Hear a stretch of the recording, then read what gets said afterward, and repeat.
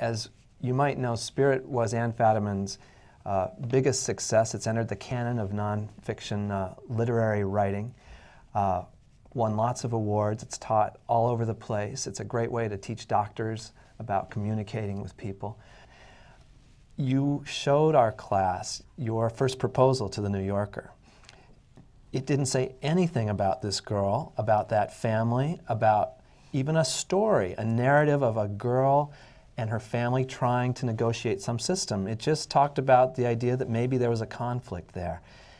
So this is a project you ended up spending 9 years on. What does this tell you, looking back, that you really didn't know what the story would be when you went out there?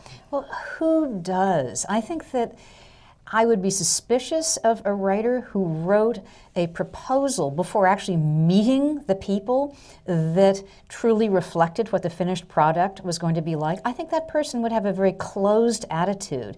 When I made that proposal to the New Yorker, I knew that there was a lot of conflict between Hmong patients and their doctors at this particular county hospital in California, where a friend of mine happened to work as a doctor.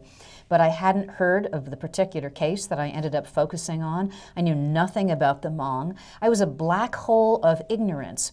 And that's the pejorative way of putting it, but the positive way of putting it is that I was porous and open and ready to be a student and ready to go to Merced and find the right case and learn about Hmong culture and say to everybody I met in both the Hmong and medical worlds, teach me. And that, I think, is what being a reporter is all about. Don't you feel the same way when you start a new project?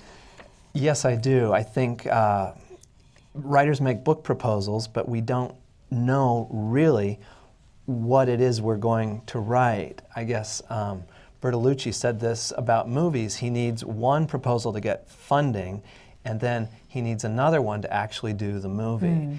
And you don't know till you're on the ground in a situation what you're going to find. And so somebody, with any luck at all, will decide you're the kind of person who hopefully will find something, and they'll send you with their fingers crossed. I think that is everything in reporting.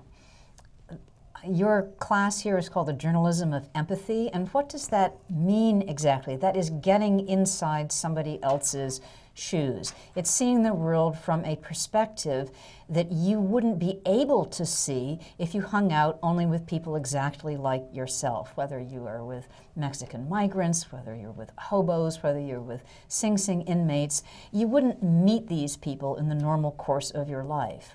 And although I suppose I might meet doctors in the normal course of my life, I would meet them mainly as a patient, and I would probably never have met anybody like the members of the Hmong community of Merced, California. So just as I like to write in different genres, I like to meet different kinds of people.